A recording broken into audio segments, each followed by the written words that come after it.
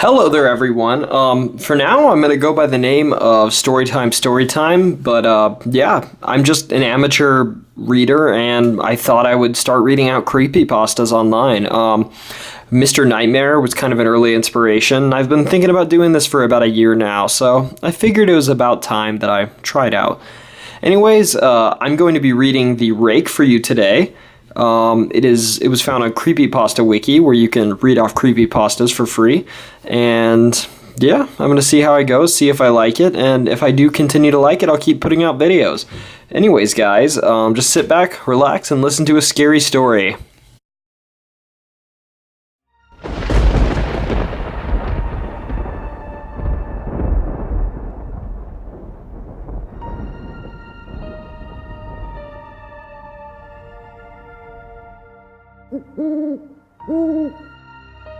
During the summer of 2003, events in the northeastern United States involving a strange human-like creature sparked brief local media interest before an apparent blackout was enacted.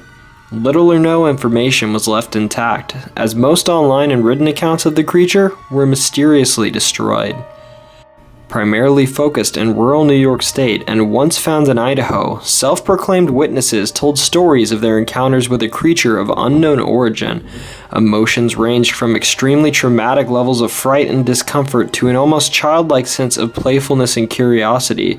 While their published versions are no longer on record, the memories remained powerful. Several of the involved parties began looking for answers that year. In early 2006, the collaboration had accumulated nearly 24 documents dating between the 12th century and present day, spanning 4 continents. In almost all cases, the stories were identical. I've been in contact with a member of this group and was able to get some excerpts from their upcoming book. A Suicide Note, 1964. As I prepare to take my life, I feel it necessary to assuage any guilt or pain that I have introduced through this act. It is not the fault of anyone other than him. For once I awoke and felt his presence, and once I awoke and saw his form, once again I awoke and heard his voice, and looked into his eyes. I cannot sleep without fear of what I might next awake to experience. I cannot ever wake. Goodbye. Found in the same wooden box were 2 empty envelopes addressed to William and Rose, and 1 loose personal letter with no envelope. Dearest Lenny, I have prayed for you. He spoke your name. A journal entry, translated from Spanish, 1880. I have experienced the greatest terror. I have experienced the greatest terror. I have experienced the greatest terror. I see his eyes when I close mine. They are hollow, black. They saw me and pierced me. His wet hand, I will not sleep. His voice. A mariner's log. 1691. He came to me in my sleep. From the foot of my bed I felt a sensation. He took everything. We must return to England. We shall not return here again at the request of the Rake. From a witness, 2006. 3 years ago, I had just returned from a trip to Niagara Falls with my family for the 4th of July. We were all very exhausted after a long day of driving, so my husband and I put the kids right to bed and called it a night. At about 4 a.m., I woke up thinking my husband had gotten up to use the restroom. I used the moment to steal back the sheets, only to wake him in the process. I apologized and told him I thought he got out of bed. When he turned to face me, he gasped and pulled his feet up from the end of the bed so quickly his knee almost knocked me out of the bed. Then he grabbed me and said nothing. After adjusting to the dark for a half second, I was able to see what caused that strange reaction. At the foot of the bed, sitting and facing away from us, there appeared to be a naked man or a large hairless dog of some sort. Its body position was disturbing and unnatural, as if it had been hit by a car or something. For some reason, I was not instantly frightened by it, but more concerned as to its condition. At this point, I was somewhat under the assumption that we were supposed to help him.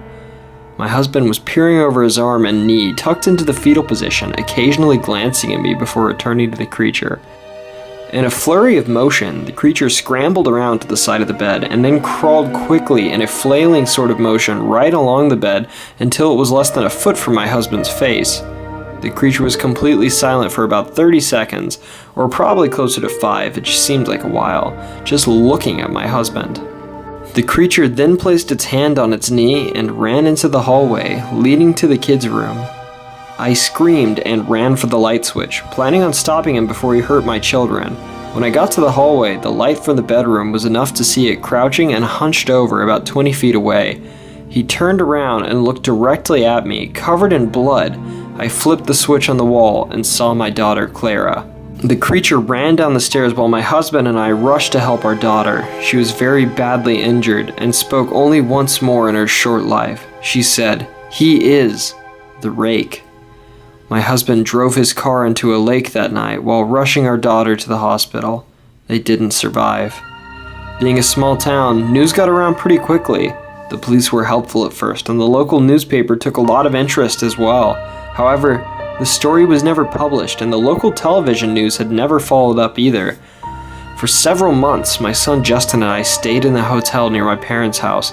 After we decided to return home, I began looking for answers myself. I eventually located a man in the next town over who had a similar story. We got in contact and began talking about our experiences. He knew of 2 other people in New York who had seen the creature we now referred to as the Rake.